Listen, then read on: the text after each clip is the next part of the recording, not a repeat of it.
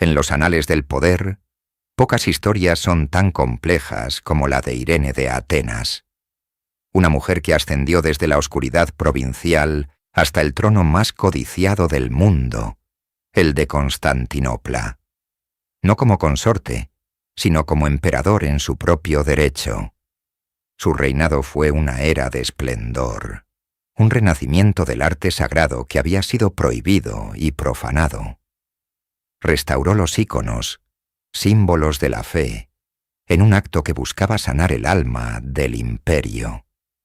Pero detrás de la púrpura imperial y el oro de los mosaicos se escondía una sombra persistente, un acto de ambición tan profundo que desafió las leyes de la naturaleza y de Dios, el sacrificio de su propio hijo por la corona.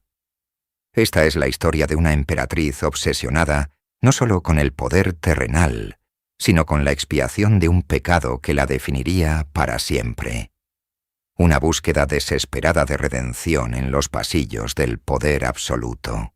En el corazón del siglo VIII, mientras el imperio bizantino se convulsionaba bajo el peso de la controversia iconoclasta, en una provincia lejana y casi olvidada, crecía una joven destinada a cambiarlo todo.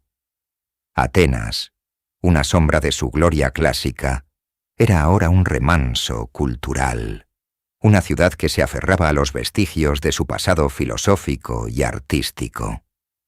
En este escenario, en el seno de la noble familia Sarantapechos, nació Irene. Su infancia no está registrada en los anales imperiales con la fanfarria de una princesa porfirogenita, nacida en la púrpura de Constantinopla. Era, en esencia, una provinciana, pero una de linaje, y según todas las crónicas, de una belleza y una inteligencia que trascendían las fronteras de su ciudad natal. La familia Sarantapechos, aunque no formaba parte de la élite de la capital, era influyente en la región de Grecia, y lo que es más importante, era conocida por su devoción a los iconos, una postura peligrosa en una era dominada por emperadores que veían en las imágenes sagradas una forma de idolatría que debía ser erradicada con fuego y ley. Irene creció en un ambiente donde la piedad se entrelazaba con el arte, donde las historias de los santos y los mártires no solo se contaban, sino que se veían en los rostros pintados sobre madera y pan de oro. Esta educación temprana forjó en ella una convicción profunda, una lealtad a la tradición ortodoxa que se convertiría en la brújula de su vida, y finalmente, en la justificación de sus actos más terribles. Era una joven observadora que aprendió a leer las corrientes ocultas del poder no en una corte bulliciosa, sino en las dinámicas de una sociedad provincial que debía navegar con cuidado las directrices de un gobierno central distante y a menudo hostil. Su mente era aguda, su carácter, una mezcla de encanto y una voluntad de hierro que mantenía oculta tras una apariencia de modestia y decoro. Nadie en la polvorienta Atenas podría haber imaginado que esta doncella de ojos profundos y porte elegante no estaba destinada a un matrimonio local con algún aristócrata de la región. El destino, movido por las complejas necesidades del imperio, tenía planes mucho más grandiosos y terribles para ella. Un día, los enviados del emperador llegarían buscando no solo una cara bonita, sino una pieza para un complejo juego dinástico. Y la encontraron en Irene, la doncella de Atenas, cuya belleza era solo el preludio de la formidable ambición que dormitaba en su interior, esperando el escenario adecuado para despertar, el palacio sagrado de Constantinopla. En el año 768, el emperador Constantino V, un iconoclasta ferviente y un estratega militar implacable, tomó una decisión que alteraría el curso del imperio. Su hijo y heredero, León, necesitaba una esposa, pero la elección de una emperatriz era mucho más que un asunto del corazón. Era un acto de estado de suma importancia. Constantino, en lugar de buscar en las familias nobles de la capital, cuyos complots y lealtades conocía demasiado bien, decidió organizar un desfile de novias.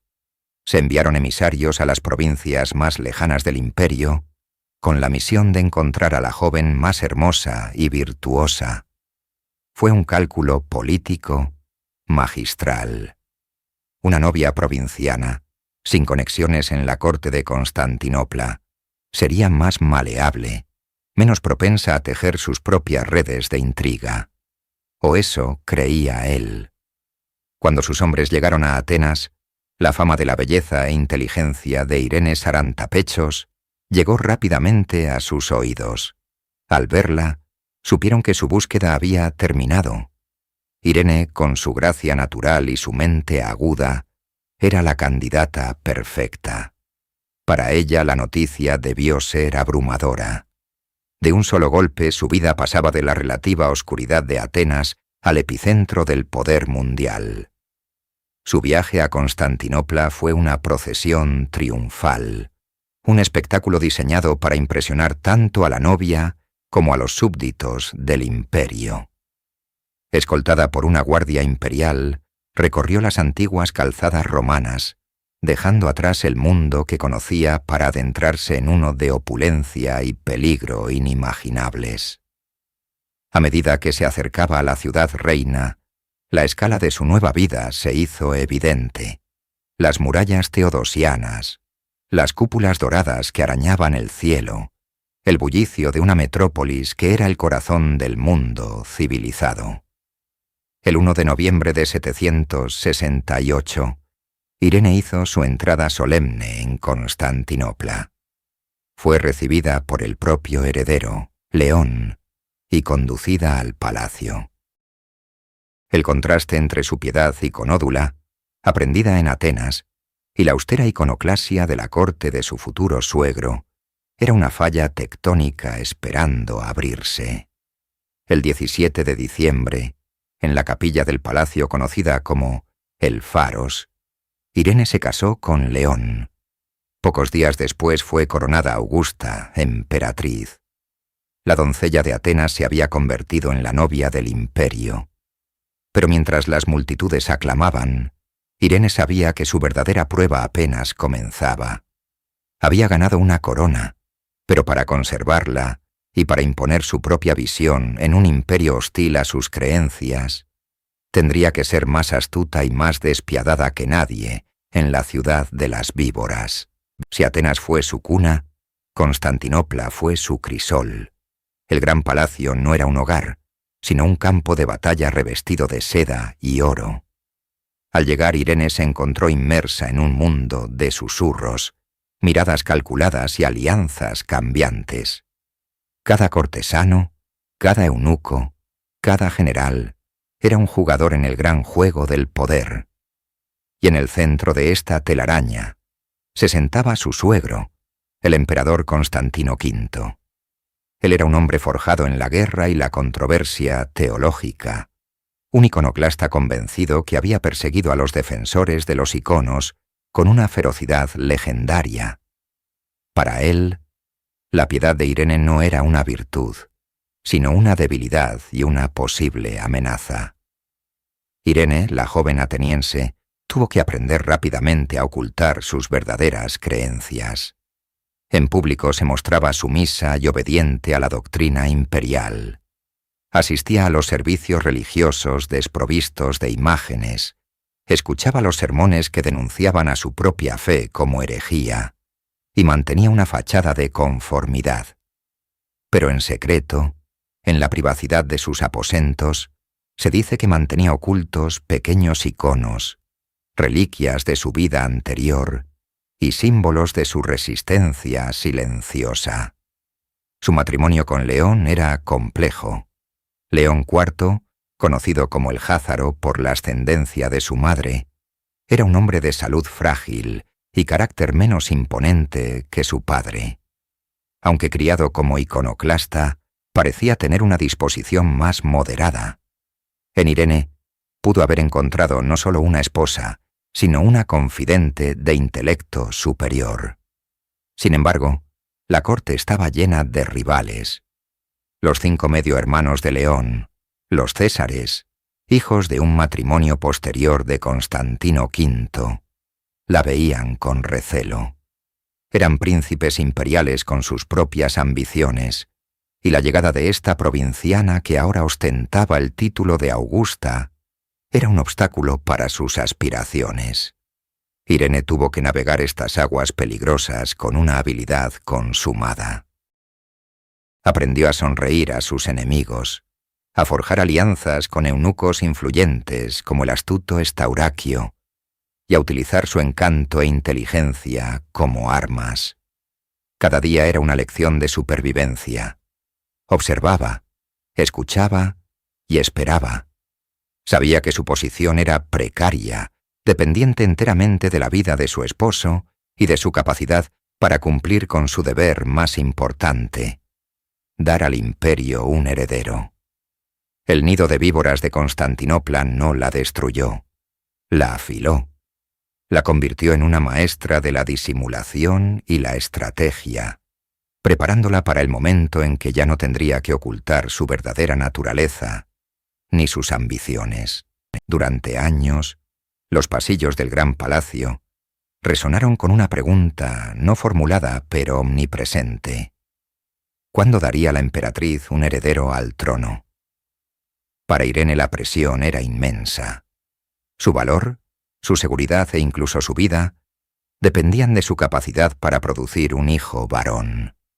Un imperio sin un sucesor claro era un imperio al borde del caos, y una emperatriz estéril era fácilmente descartable. Cada mes que pasaba sin noticias aumentaba la tensión, envalentonaba a sus rivales y ponía a prueba la paciencia de la corte. Finalmente, el 14 de enero del año 771, las plegarias de Irene y las del imperio fueron respondidas.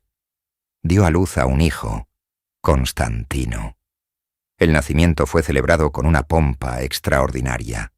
El niño no era solo un bebé, era la continuación de la dinastía, una garantía de estabilidad, el futuro Constantino VI. Para Irene fue mucho más que eso. El nacimiento de su hijo transformó su posición de consorte precaria a madre del futuro emperador. Le otorgó una legitimidad y una influencia que ninguna alianza o intriga podría haberle dado. Ya no era simplemente la esposa de León, era la guardiana del linaje imperial. Este nuevo estatus coincidió con un cambio en el poder supremo. En 775, el formidable emperador Constantino V murió en campaña. Su hijo, el esposo de Irene, ascendió al trono como León IV. El nuevo emperador, de salud delicada y carácter menos dominante, se apoyó cada vez más en el consejo de su inteligente esposa. Irene, que había pasado años observando en silencio, comenzó a ejercer su influencia. Sutilmente empezó a promover a hombres leales a ella y, lo que era más importante, a la causa iconódula. Su ambición, contenida durante tanto tiempo, comenzó a florecer. Vio un camino no solo para restaurar los iconos, sino para gobernar. El nacimiento de Constantino había encendido una chispa en su interior. Ya no se contentaba con sobrevivir, anhelaba el poder no para sí misma, argumentaría, sino para proteger el futuro de su hijo y la verdadera fe del imperio. Comenzó a tejer su propia red de poder, colocando a aliados clave, como el eunuco Estauraquio, en posiciones de alta autoridad. Se movía con una nueva confianza, la de una madre cuyo destino estaba ahora inseparablemente ligado al del imperio a través de la sangre de su hijo. El niño en la cuna era su ancla y su estandarte. Por él desafiaría a los generales, a los patriarcas y a la tradición. El amanecer de una nueva era había comenzado, no con la coronación de León, sino con el primer llanto de su hijo, un sonido que para Irene fue el llamado a su propio y grandioso destino. El reinado de León IV fue breve y marcado por una creciente tensión. Aunque criado como iconoclasta, su política fue inicialmente moderada, un intento de apaciguar las facciones enfrentadas que dividían el imperio. Sin embargo, en sus últimos años, presionado por el estamento militar y la burocracia heredada de su padre, reanudó una persecución limitada contra los iconódulos. Se dice que descubrió iconos ocultos en los aposentos de la propia Irene, un acto de desafío que tensó su relación hasta el límite. Pero el destino intervino antes de que el conflicto pudiera estallar por completo. En el año 780, después de solo 5 años en el trono, León IV murió repentinamente. La causa oficial fue una fiebre violenta, pero los rumores, como siempre en Constantinopla, se arremolinaron como la niebla sobre el Bósforo. Con su muerte, el imperio quedó en una posición peligrosamente vulnerable. El heredero, Constantino VI, era un niño de apenas 9 años. El poder absoluto estaba al alcance de la mano, y varios se lanzaron a por él. Los mediohermanos de León, los césares, liderados por Nicéforo, vieron su oportunidad. Con el apoyo de facciones del ejército y la corte, conspiraron para tomar el trono. Pero subestimaron a la emperatriz viuda. Irene no perdió ni un instante en lamentos. La pena fue eclipsada por la necesidad de actuar. Con una velocidad y una decisión que sorprendieron a todos, se movió para asegurar su posición. Apoyándose en su leal eunuco Estauraquio, a quien había colocado estratégicamente como logoteta del Dromo, el principal ministro del imperio, tomó el control del gobierno. Su primer acto fue exigir un juramento de lealtad del ejército y el Senado, no solo al joven emperador Constantino, sino a ella como su regente. Se presentó no como una usurpadora, sino como la protectora de su hijo y del orden legítimo. Cuando la conspiración de los césares salió a la luz, su respuesta fue rápida y despiadada. Arrestó a Nicéforo y a sus hermanos. En una humillación pública, los obligó a tomar las órdenes sagradas, tonsurándolos y ordenándolos sacerdotes, un movimiento que los descalificaba permanentemente para el trono imperial. Los exhibió administrando la comunión en la Navidad de 780 en Santa Sofía, una demostración visual e inequívoca de que su poder había sido neutralizado. En cuestión de meses, la doncella de Atenas, la novia provinciana, se había transformado en la gobernante indiscutible del Imperio Romano de Oriente.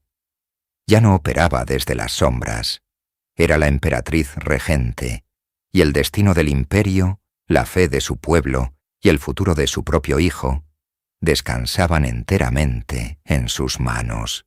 El año 780 marcó un punto de inflexión en el imperio bizantino. Con la muerte del emperador León IV, el poder recayó, no en un hombre, sino en una mujer de voluntad inquebrantable. Su viuda, Irene de Atenas, actuando como regente de su hijo de 9 años, Constantino VI. El Palacio Imperial de Constantinopla, un bastión de la iconoclasia durante más de medio siglo, contuvo la respiración. Todos conocían las simpatías secretas de la nueva regente. Irene, una iconódula devota, se encontraba en una posición precaria, rodeada por una corte y un ejército forjados en el odio a las imágenes sagradas. No podía actuar de forma precipitada. Una declaración abierta de sus intenciones habría significado su deposición inmediata. En su lugar, inició una guerra silenciosa, una campaña de sutileza y paciencia. Su primera arma fue el nombramiento estratégico. Lentamente, con una precisión quirúrgica, comenzó a reemplazar a los altos funcionarios iconoclastas por hombres de su confianza. El más importante de ellos fue el eunuco Estauracio, un logoteta astuto y completamente leal a su causa, que se convirtió en sus ojos y oídos dentro de la burocracia imperial. La atmósfera en los salones del gran palacio era de una tensión exquisita. Las sonrisas corteses ocultaban profundas divisiones teológicas y políticas. Irene utilizaba su encanto y su innegable inteligencia para tejer una red de alianzas. Se reunía en secreto con abades y monjes perseguidos, prometiéndoles un futuro en el que su fe no sería un crimen. Financiaba monasterios y ofrecía su protección a aquellos que se atrevían a venerar los íconos en la clandestinidad. Cada nombramiento de un obispo, cada promoción de un general, era un movimiento calculado en su tablero de ajedrez. Los veteranos de la corte de Constantino V, el gran emperador iconoclasta, la observaban con recelo, sintiendo el cambio en el aire, pero incapaces de señalar un acto de traición abierta. La emperatriz se movía como una sombra, consolidando su poder sin derramar una gota de sangre. Su golpe maestro llegó con la sede patriarcal. Orquestó la renuncia del patriarca iconoclasta Pablo IV, quien convenientemente se retiró a un monasterio abrumado por la culpa. En su lugar, Irene propuso a su secretario personal, Tarasio. El nombramiento de un laico fue controvertido, pero Tarasio era respetado y, lo más importante, compartía la visión de Irene. Con su hombre al frente de la Iglesia, la guerra silenciosa estaba a punto de convertirse en un conflicto abierto. El escenario para la restauración de los íconos estaba casi listo, pero los enemigos de Irene, ahora plenamente conscientes de su objetivo, no se quedarían de brazos cruzados. La elevación de Tarasio al trono patriarcal fue la chispa que encendió la pólvora. Para la facción iconoclasta, y especialmente para el ejército, era una afrenta intolerable. Las legiones que habían luchado y vencido bajo las banderas de emperadores iconoclastas veían la veneración de imágenes como una debilidad que atraería la ira divina y la derrota militar. Consideraban las acciones de Irene no solo como una herejía, sino como una traición al legado de sus más grandes líderes. En los cuarteles de la capital y en las villas de la aristocracia militar, la disidencia se convirtió en conspiración. El descontento encontró un líder en la figura del César Nicéforo, el medio hermano del difunto emperador León IV, y el candidato más prominente al trono de la vieja guardia. Él y sus 4 hermanos, todos con altos títulos en la corte, se convirtieron en el centro de un complot para derrocar a la emperatriz regente y a su joven hijo. Creían que estaban salvando al imperio de una mujer devota y de sus consejeros eunucos. Pero Irene no había sobrevivido en la corte bizantina sin desarrollar un instinto agudo para el peligro. Su red de espionaje, dirigida por el fiel Estauracio, funcionaba con una eficiencia implacable. Los rumores de reuniones secretas y lealtades cambiantes llegaron a sus oídos mucho antes de que los conspiradores estuvieran listos para actuar. Irene comprendió que se enfrentaba a la crisis más grave de su regencia. Un enfrentamiento directo era arriesgado. Los conspiradores contaban con un apoyo militar significativo. Una purga sangrienta podría desencadenar una guerra civil. Una vez más, optó por la astucia en lugar de la fuerza bruta. En un movimiento de genialidad política, convocó a Nicéforo y a sus hermanos al palacio. En lugar de una sentencia de muerte, les esperaba una humillación pública y definitiva. Irene los obligó a tomar las órdenes sagradas. Fueron tonsurados y ordenados sacerdotes, un acto que los excluía permanentemente de la sucesión imperial sin convertirlos en mártires.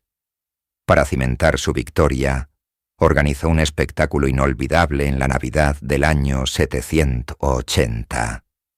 En la gran basílica de Santa Sofía, ante toda la corte y el pueblo de Constantinopla, los nuevos sacerdotes, los mismos hombres que habían conspirado para arrebatarle el trono, fueron obligados a administrar la Sagrada Comunión. Fue una demostración de poder absoluto, una neutralización perfecta de la amenaza. Irene había ganado la batalla, pero la guerra por el alma del imperio estaba lejos de terminar. Había humillado a hombres poderosos, y su resentimiento latente era una amenaza que volvería a surgir. Con sus rivales domésticos neutralizados, Irene de Atenas y el patriarca Tarasio pudieron finalmente centrarse en su objetivo final, la erradicación oficial de la iconoclasia. La única forma de lograrlo con una autoridad incuestionable era a través de un concilio ecuménico, una asamblea de todos los obispos del mundo cristiano, que establecería la doctrina para todo el imperio. En el verano del año 786 se hizo la primera convocatoria. Los obispos se reunieron en la iglesia de los Santos Apóstoles en Constantinopla, pero Irene había subestimado la lealtad de la guarnición de la capital. Los soldados de los Tagmata, las unidades de élite creadas por el emperador iconoclasta Constantino V, irrumpieron en la iglesia con las espadas desenvainadas. Leales a la memoria de su antiguo comandante, dispersaron a los clérigos y pusieron fin al concilio antes de que comenzara. Fue una humillación pública para la emperatriz, una clara señal de que su control sobre el corazón del imperio era todavía frágil. Derrotada pero no vencida, Irene demostró una vez más su maestría estratégica. En lugar de castigar directamente a las tropas rebeldes, lo que podría haber provocado un motín a gran escala, ideó un plan brillante.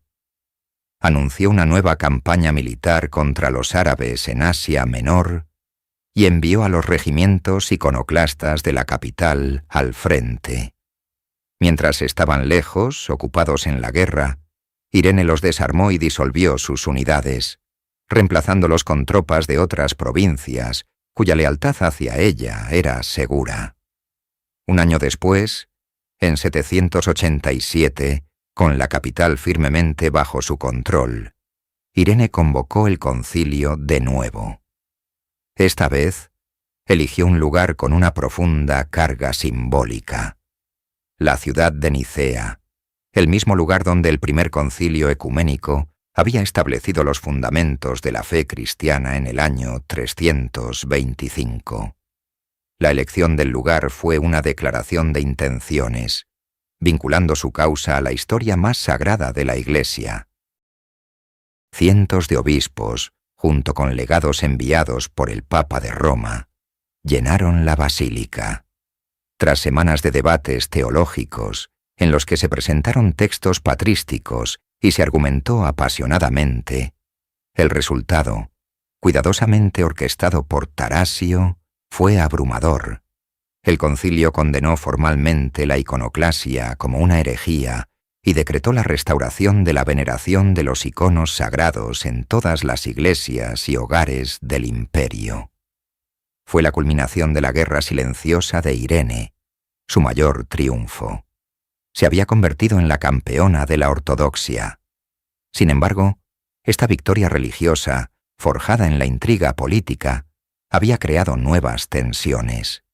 Su hijo, Constantino, ya no era un niño, y observaba desde la sombra, esperando el momento de reclamar el poder que su madre manejaba con tanta habilidad. El triunfo en Nicea consolidó a Irene como una figura histórica, pero en el palacio, una nueva tormenta se estaba gestando. Constantino VI, el emperador niño en cuyo nombre ella había gobernado, era ahora un hombre.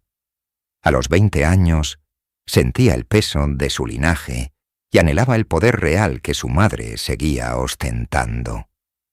Irene, tras más de una década de gobierno absoluto, se mostraba reacia a ceder las riendas. Había llegado a ver el poder no como una regencia temporal, sino como un derecho propio, quizás incluso divino. La relación entre madre e hijo se agrió, transformándose en una silenciosa lucha por la supremacía. El palacio se dividió en dos facciones. De un lado, Irene y su poderoso eunuco Estauracio, que controlaban la administración civil. Del otro, Constantino, que buscaba el apoyo del ejército y de los jóvenes nobles, resentidos por la influencia de los eunucos y el gobierno de una mujer. Constantino se sentía cada vez más marginado. Su madre seguía tomando todas las decisiones importantes, desde los nombramientos militares hasta su propia vida personal. Ella había roto su compromiso con Rotruda, la hija del poderoso Carlomagno, para casarlo con María de Amnia, una noble provincial que ella podía controlar más fácilmente. Este acto fue una humillación personal para Constantino, una prueba más de que, a pesar de su título, seguía siendo un peón en el juego de su madre. La tensión llegó a un punto de ruptura en el año 790. Constantino, frustrado, conspiró con un pequeño grupo de seguidores para arrestar a Estauracio y exiliar a su madre. Pero el complot fue descubierto. La reacción de Irene fue rápida y severa. No solo castigó a los conspiradores, sino que hizo que su propio hijo fuera azotado y confinado en sus aposentos. Exigió al ejército un juramento de lealtad en el que la anteponían a él, declarando: «Mientras tú vivas, no reconoceremos a tu hijo como emperador». Este fue un error de cálculo fatal. Al humillar públicamente al legítimo emperador, Irene encendió la mecha de una rebelión militar. Las tropas del tema de Armeniacón, una de las unidades más poderosas del imperio, se amotinaron, se negaron a aceptar el juramento y proclamaron a Constantino VI como su único y verdadero soberano. La revuelta se extendió como la pólvora. Aislada y sin el apoyo del ejército, Irene no tuvo más remedio que ceder. Fue despojada de su título de emperatriz y puesta bajo arresto domiciliario en el palacio de Eleuterio. Constantino VI, por fin, era el único gobernante del imperio bizantino. Parecía que el hijo había triunfado, pero Irene, desde su jaula dorada, no era una mujer que aceptara la derrota. Su mente ya estaba trazando el camino de vuelta al poder. Constantino VI asumió el poder en solitario con el ímpetu de la juventud, pero pronto demostró que carecía de la astucia y la paciencia de su madre.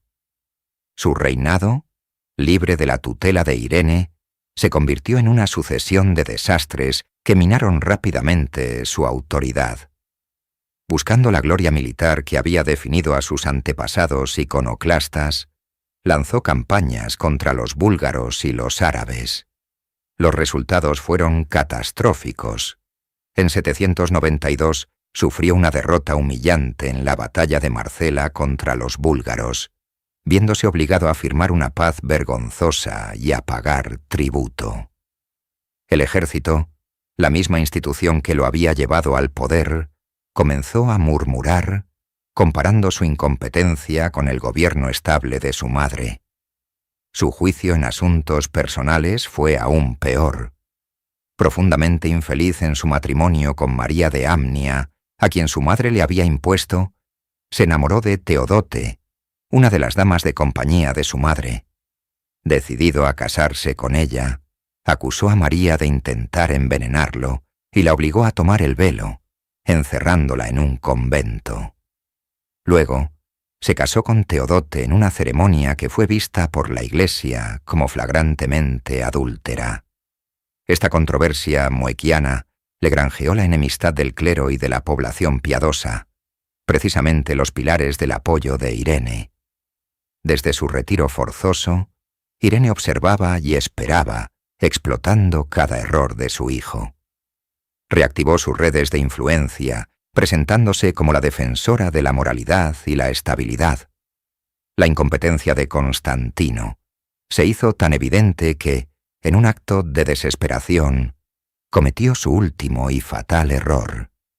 En el año 792, creyendo que necesitaba el prestigio y la experiencia de su madre para calmar el descontento, la llamó de vuelta de su exilio y la restauró oficialmente en su antiguo título de coemperatriz. Fue como invitar a un depredador a volver a la jaula. Una vez de vuelta en el gran palacio, Irene no tardó en reafirmar su control. La sombra de la madre volvió a cernirse sobre el emperador. El poder de Constantino se desmoronaba. Descubrió una conspiración en la que estaba implicado su tío, el César Nicéforo, a quien su madre había tonsurado años atrás. La respuesta de Constantino fue brutal. Ordenó que su tío fuera cegado y que a sus otros tíos les cortaran la lengua. Esta crueldad, tan diferente a la astucia política de su madre, lo aisló aún más. La corte se convirtió en un nido de víboras, con las facciones de la madre y el hijo, conspirando abiertamente. Irene sabía que no podía haber dos gobernantes, solo uno podía prevalecer. Impulsada por una ambición sin límites, comenzó a planear el acto final y más terrible. Un pecado que la historia nunca le perdonaría y por el que buscaría expiación el resto de su vida. A finales del siglo VIII, el mundo conocido se sostenía sobre dos grandes pilares: el Imperio Romano de Oriente, con su capital en la inexpugnable Constantinopla, y el emergente poder de los francos en Occidente, bajo el mando del formidable Carlomagno. Irene, con su aguda inteligencia política, comprendió que el futuro de su dinastía y del imperio dependía de un delicado equilibrio de poder.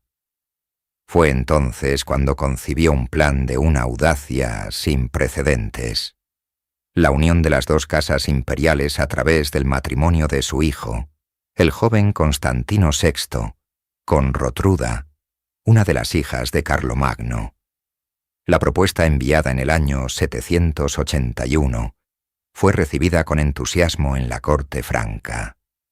Parecía el amanecer de una nueva era, una posible reunificación simbólica de la cristiandad bajo el amparo de dos poderosas familias. De inmediato, se pusieron en marcha los preparativos diplomáticos.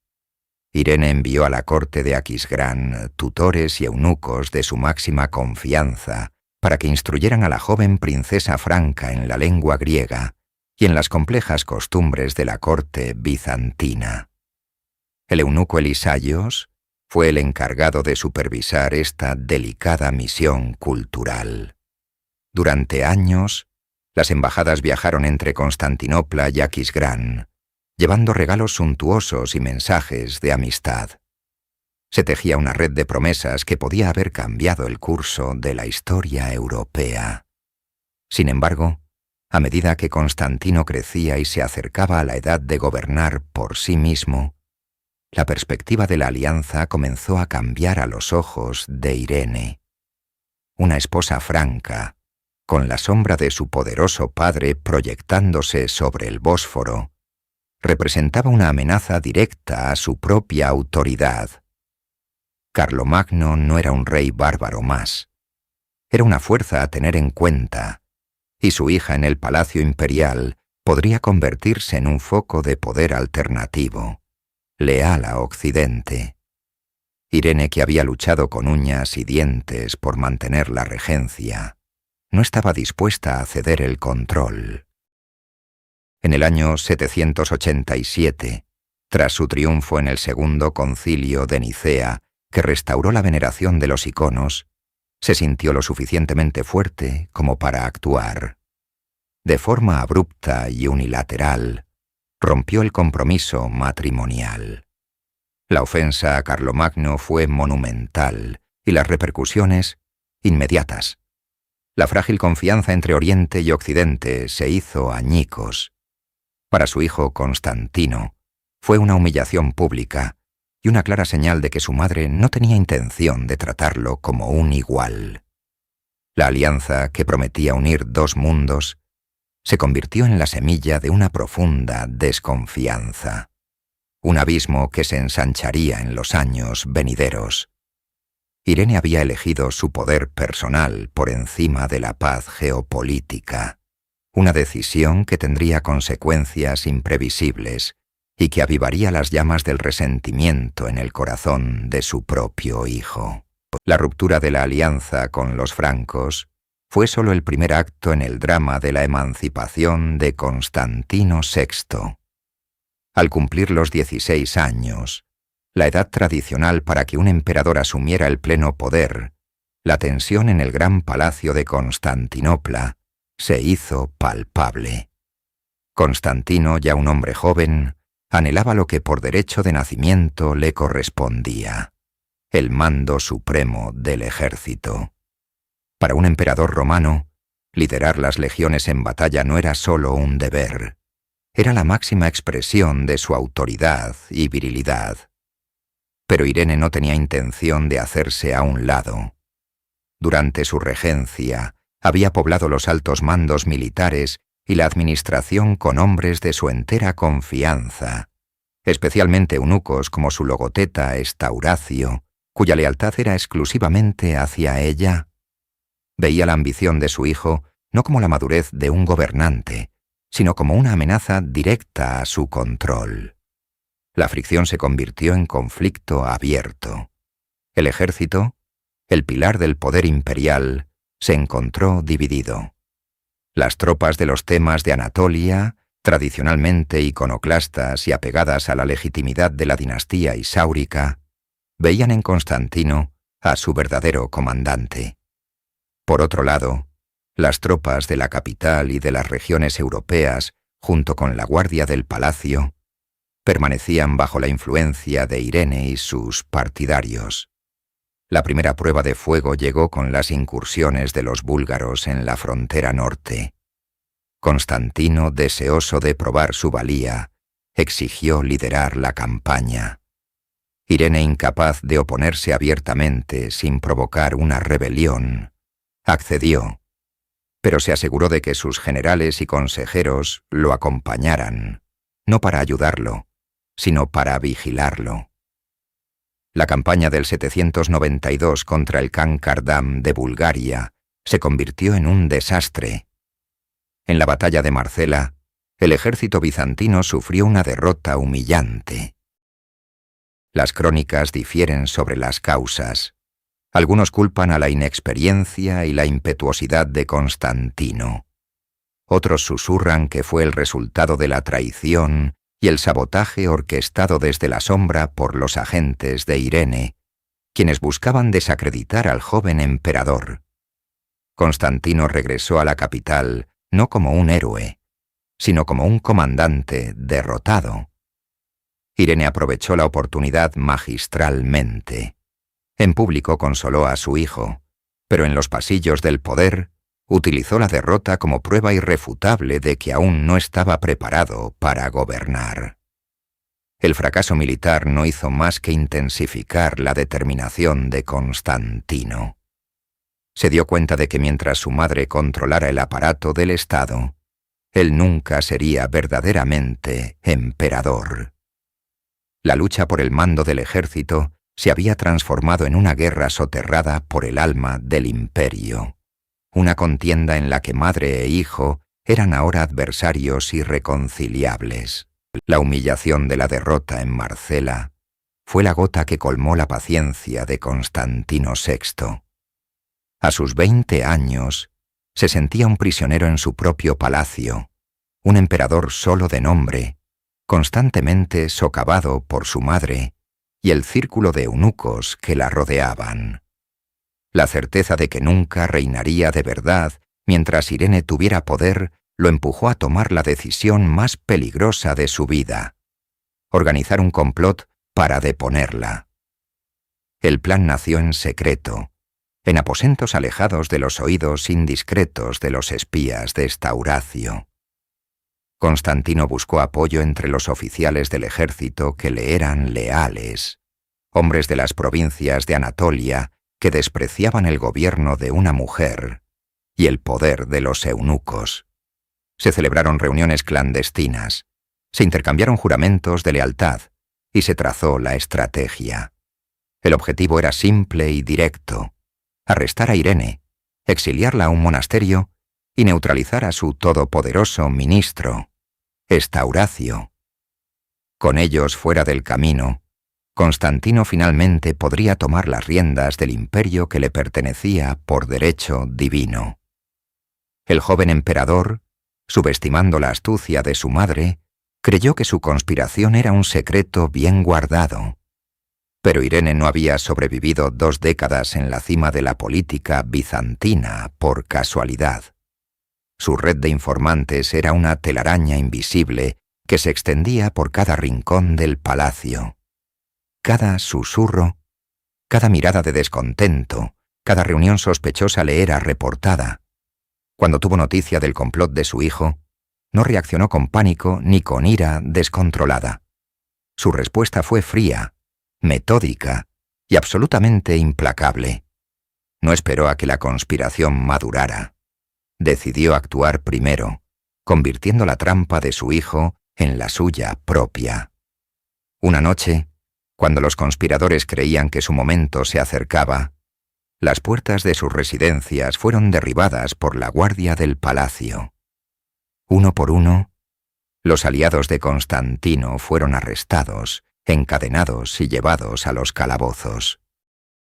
El emperador se despertó por la mañana para descubrir que su rebelión había sido desmantelada antes de empezar. Irene orquestó entonces un espectáculo de poder. Los conspiradores fueron llevados ante la corte, donde fueron públicamente castigados y humillados. A su propio hijo, Irene le impuso el castigo más degradante. Fue azotado ante los cortesanos como un niño desobediente. Constantino quedó completamente aislado, despojado de sus amigos, de su dignidad y de cualquier vestigio de autoridad. Ya no era un rival, sino un cautivo. La emperatriz había demostrado quién ostentaba el verdadero poder en Constantinopla. El complot final había fracasado estrepitosamente, y ahora el joven emperador estaba a merced de una madre cuya capacidad para la crueldad apenas comenzaba a revelarse. Agosto del año 797. Un calor sofocante se cernía sobre Constantinopla, pero en los pasillos de mármol del gran palacio reinaba un silencio gélido. Irene había ganado la batalla por el poder, pero sabía que mientras Constantino viviera, su posición nunca sería completamente segura. Un hijo depuesto siempre sería un estandarte para futuras rebeliones. La emperatriz, atormentada por la ambición y quizás por una retorcida convicción de que salvaba al imperio de un gobernante inepto, tomó una decisión de una crueldad inimaginable, un acto que mancharía su nombre para siempre. El lugar elegido para el acto final fue la Sala de la Púrpura, la cámara sagrada revestida con el precioso pórfido de Egipto. En esa sala nacían los emperadores legítimos, los porfirogénetas. Era un lugar de nacimiento y de legitimidad. Usarla para este propósito era una profanación deliberada, un mensaje aterrador para el mundo. La dinastía, tal como se conocía, terminaba aquí, por su propia mano. No se conocen los detalles exactos de aquel día funesto, pues los cronistas posteriores, horrorizados, apenas se atrevieron a describirlo. No se habló del método, solo del resultado. Irene ordenó que su hijo fuera privado de la vista. No era un simple castigo, era un acto político calculado. Según la ley bizantina, un hombre mutilado no podía ocupar el trono imperial. No lo estaba apartando, lo estaba borrando de la línea de sucesión de la manera más definitiva. El acto se llevó a cabo con una eficiencia brutal. Constantino VI, el emperador legítimo, fue arrastrado a la misma sala que había santificado su nacimiento, y allí su mundo se sumió en una oscuridad perpetua. Las crónicas de la época como la de Teófanes el Confesor, relatan un hecho extraordinario que acompañó a la tragedia. Cuentan que, tras el terrible suceso, el sol se oscureció y el cielo permaneció en penumbra durante 17 días, un eclipse antinatural que la población interpretó como una señal del profundo disgusto de Dios. Era como si el propio cosmos se lamentara por la ruptura del orden natural, por el pecado de una madre contra su hijo. Cuando la luz finalmente regresó, todo había cambiado. Constantino fue confinado a una residencia palaciega, donde viviría el resto de sus días en la oscuridad, una figura fantasmal y olvidada. Irene, por su parte, se quedó sola. Había eliminado a su último rival. El trono era suyo, sin condiciones ni competidores. Pero el poder absoluto había llegado a un precio terrible. El eclipse que oscureció Constantinopla no solo fue un fenómeno celestial, sino el reflejo de la oscuridad que había anidado en el alma de la emperatriz, una sombra que la perseguiría hasta el final de sus días. Con su hijo neutralizado, Irene de Atenas se encontró en una posición sin precedentes en toda la historia romana. No era regente, ni emperatriz consorte, ni madre del emperador. Era la única autoridad en el imperio. Pero el título tradicional para la esposa de un emperador, Basilisa, le parecía insuficiente. No reflejaba la magnitud de su poder. En un acto de audacia que desafió 1000 años de tradición patriarcal, Irene reclamó para sí el título masculino, Basileus, emperador. No fue una simple elección de palabra, fue una revolución. Al declararse Basileus, Irene se posicionaba no como una excepción femenina, sino como la sucesora directa de Constantino el Grande y Justiniano. Era el emperador romano, con toda la autoridad legal, militar y divina que el título conllevaba. Esta decisión resonó en cada rincón del imperio. Para solidificar su nueva identidad, ordenó la acuñación de monedas que rompían con toda convención.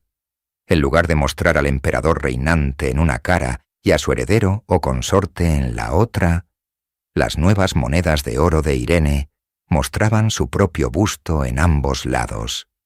Era una declaración visual inequívoca de poder absoluto y singular. No compartía el trono con nadie. La reacción en Constantinopla fue una mezcla de asombro, aceptación y resentimiento silencioso. La corte, acostumbrada a sus intrigas, se adaptó a la nueva realidad. La Iglesia, que ella había devuelto a la ortodoxia con el fin de la iconoclasia, le debía una inmensa gratitud, lo que le otorgó un escudo de legitimidad teológica.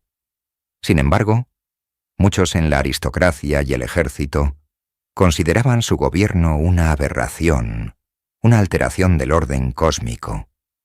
Pero fue en Occidente donde su ascensión tuvo las consecuencias más profundas y duraderas. En Roma, el Papa León III y la corte de Carlomagno vieron la autoproclamación de Irene como la excusa perfecta que habían estado esperando. Argumentaron que una mujer no podía ocupar legalmente el trono imperial romano. Por lo tanto, declararon el trono de Constantinopla como vacante.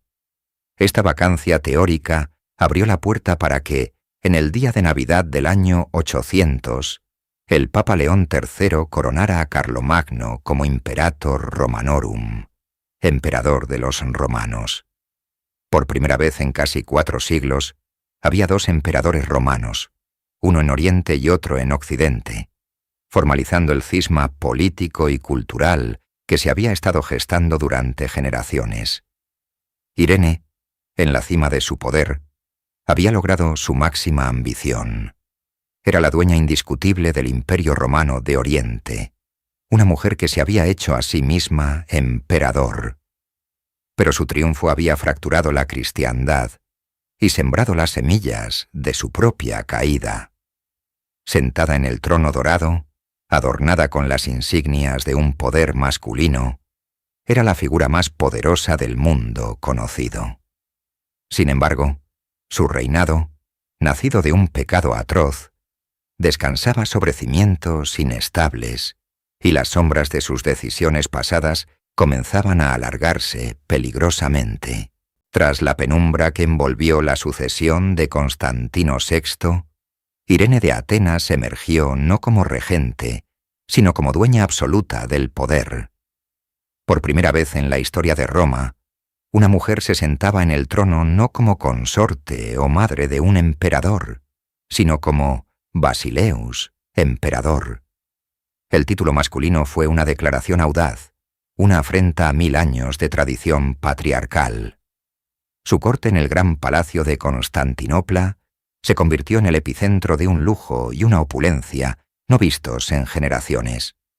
La seda fluía desde el lejano oriente, los tintes púrpuras imperiales coloreaban las túnicas de sus leales, y el oro, extraído de las minas del imperio, adornaba cada rincón, cada mosaico, cada utensilio. Irene entendía que el poder no solo debía ejercerse, sino también exhibirse. Sus procesiones por la Mese, la gran avenida de la capital, eran espectáculos de magnificencia, diseñados para asombrar al pueblo y recordar a la nobleza quién ostentaba la autoridad suprema. Sin embargo, su proyecto más ambicioso no era material, sino espiritual. Habiendo presidido el segundo concilio de Nicea, que restauró la veneración de las imágenes sagradas, ahora se dedicaba a consolidar su triunfo sobre la iconoclasia. Las iglesias, despojadas de sus mosaicos y frescos durante décadas, volvieron a llenarse de color y devoción. Los artesanos trabajaban día y noche para crear nuevos íconos de Cristo, la Teotocos y los santos, que eran consagrados en ceremonias multitudinarias. Irene se presentaba como la campeona de la ortodoxia, la restauradora de la fe verdadera. Este fervor religioso le granjeó el apoyo incondicional del clero y de gran parte de la población, que veía en ella una protectora enviada por Dios. Para asegurar aún más la lealtad popular, Irene implementó una audaz política fiscal. Redujo significativamente los impuestos comerciales y arancelarios, una medida que alivió la carga sobre los mercaderes y artesanos de Constantinopla. Aunque esta generosidad vaciaba las arcas del Estado, a corto plazo le compraba una paz social invaluable.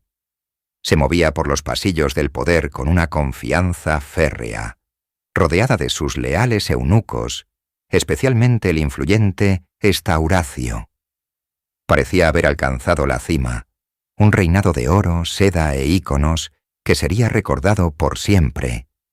Pero bajo la superficie dorada, las corrientes de la intriga comenzaban a agitarse.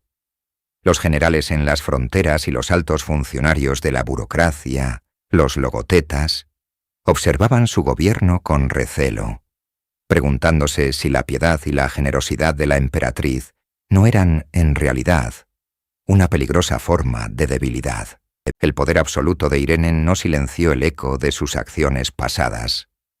En la soledad de sus aposentos imperiales, lejos del clamor de la corte y la adulación de sus súbditos, la emperatriz libraba una batalla íntima. La corona, pesada por el oro y las gemas, también lo estaba por el recuerdo del hijo depuesto. Su devoción religiosa, siempre presente, se intensificó hasta convertirse en una obsesión, una búsqueda incesante de la expiación.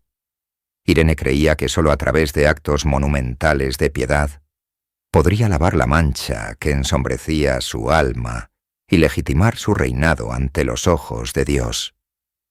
Su estrategia fue transformar el imperio en un vasto santuario bajo su patronazgo. Las arcas del Estado, que se vaciaban por sus políticas fiscales populistas, se abrían de par en par para financiar la construcción y restauración de iglesias y monasterios. Desde la capital hasta las provincias más remotas, el nombre de Irene se inscribía en los cimientos de nuevos templos. El monasterio de Estoudios en Constantinopla, un centro de erudición y ortodoxia, recibió donaciones de una magnitud sin precedentes, convirtiéndose en un bastión de apoyo a su régimen. La emperatriz no se limitaba a firmar decretos, participaba personalmente en las ceremonias religiosas, ayunaba con rigor y pasaba largas horas en oración en su capilla privada. Se rodeó de monjes y teólogos que la aclamaban como una nueva Helena, la madre del emperador Constantino que encontró la Vera Cruz. Esta piedad pública era tanto una convicción personal como un calculado acto político. Al posicionarse como la más santa de los gobernantes, Irene se volvía intocable. Criticarla a ella era criticar a la defensora de la fe. Conspirar contra ella era un acto de herejía. Sin embargo, quienes la observaban de cerca, como su ambicioso eunuco Aecio, notaban la tensión bajo su fachada serena. Sus donaciones eran cada vez más extravagantes, sus ayunos más severos. Parecía estar construyendo una fortaleza de piedad a su alrededor, no solo para protegerse de sus enemigos terrenales, sino también de sus propios fantasmas. Cada nuevo monasterio era un ladrillo más en esa muralla, cada ícono dorado un escudo contra el juicio divino. Pero la pregunta persistía en los susurros de los pasillos del palacio. ¿Podía el oro comprar el perdón? ¿Podían las oraciones de 1000 monjes acallar la conciencia de una madre que había elegido el trono por encima de su propia sangre? Mientras Irene buscaba la absolución en la tierra, en Occidente, un nuevo poder se alzaba, uno que pronto pondría a prueba los cimientos mismos de su imperio y de su fe. En la Navidad del año 800, un evento en la lejana Roma sacudió los cimientos del mundo conocido. El Papa León III, en un acto de audacia política sin precedentes, coronó a Carlomagno, rey de los francos, como Imperator Romanorum, emperador de los romanos. Para Constantinopla, la única y verdadera heredera de Roma, esto era una afrenta intolerable, un acto de rebelión de su patriarca occidental. El papado justificó su decisión argumentando que el trono imperial estaba vacante, pues una mujer, Irene, no podía legalmente ocuparlo. Para el pragmático Carlomagno, el título era la culminación de sus conquistas, pero también un problema diplomático. No deseaba una guerra con el poderoso imperio bizantino. Buscaba el reconocimiento y la legitimidad. Fue entonces cuando surgió la propuesta más extraordinaria de la época, una idea que podría haber cambiado el curso de la historia europea para siempre.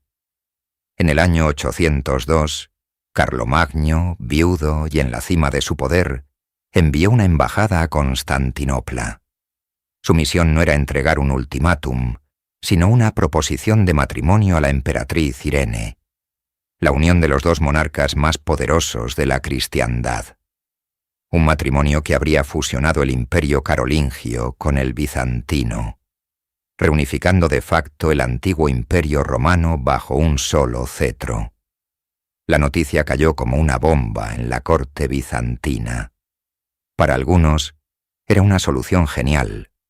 Resolvería la disputa por el título imperial, crearía un frente unido contra las amenazas externas y forjaría una superpotencia que dominaría el mundo. Para otros, era una humillación impensable. Entregar el milenario imperio a un bárbaro franco, analfabeto y tosco, por muy poderoso que fuera. La corte se dividió en facciones. El eunuco Aecio, que planeaba colocar a su propio hermano en el trono, se opuso con vehemencia, argumentando que sería el fin de la verdadera Romanitas.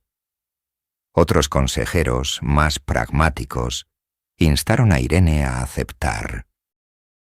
Irene, una estratega consumada, sopesó sus opciones. La propuesta le ofrecía una seguridad que su precario gobierno en solitario no tenía. podría consolidar su legado como la emperatriz que reunificó el imperio. Las crónicas sugieren que estaba seriamente inclinada a aceptar el trato. Imaginaba un futuro de poder compartido, un imperio que se extendía desde el Atlántico hasta el Éufrates. Los embajadores francos esperaban una respuesta. El mundo contenía la respiración. Pero mientras Irene deliberaba sobre el destino de dos imperios, en los oscuros corredores de su propio palacio, otros planes ya estaban en marcha. El sueño de un imperio unido estaba a punto de ser destrozado, no por un ejército extranjero, sino por la traición de aquellos a quienes ella más confiaba. Mientras Irene soñaba con la unificación de Roma, la aristocracia burocrática de Constantinopla veía una pesadilla. Sus generosas exenciones fiscales habían ganado el favor del pueblo, pero habían enfurecido a los patricios y altos funcionarios, los logotetas, que veían cómo se vaciaban las arcas del Estado y se debilitaba su propia influencia. La propuesta de matrimonio de Carlomagno fue la gota que colmó el vaso. Para estos hombres, custodios de la tradición romana, la idea de compartir el poder con un rey franco era una traición a su herencia. Temían que el centro del poder se desplazara hacia el oeste y que sus cargos y privilegios se vieran amenazados. La conspiración no surgió de los cuarteles, sino de las oficinas de la administración imperial. El cerebro detrás del complot fue Nicéforo, el logoteta del Genicón, el ministro de Finanzas Generales. Un hombre astuto, ambicioso y profundamente conocedor de las palancas del poder, Nicéforo había observado con creciente alarma las políticas de Irene y la creciente influencia del eunuco Aecio. Consideraba a la emperatriz una gobernante errática e irresponsable, que estaba llevando el imperio a la ruina financiera y a la sumisión extranjera. En secreto, Nicéforo comenzó a tejer su red. Se reunió con otros logotetas descontentos, con senadores y con oficiales militares que compartían sus temores. Les habló de un tesoro agotado, de una emperatriz manipulada por eunucos y de la inminente llegada de un bárbaro para sentarse en el trono de Constantino. La noche del 31 de octubre del año 802, el plan se puso en marcha con una precisión letal. Los conspiradores se aseguraron el control de la puerta de Calce, la entrada principal del gran palacio. Luego, se dirigieron a los cuarteles de los excubitores, la Guardia Imperial, y anunciaron que Irene había elevado a Nicéforo a la dignidad de emperador para defender la ciudad de un inminente ataque. Era una mentira audaz, pero en la confusión de la noche, funcionó. Con la guardia de su lado, tomaron el control total del palacio.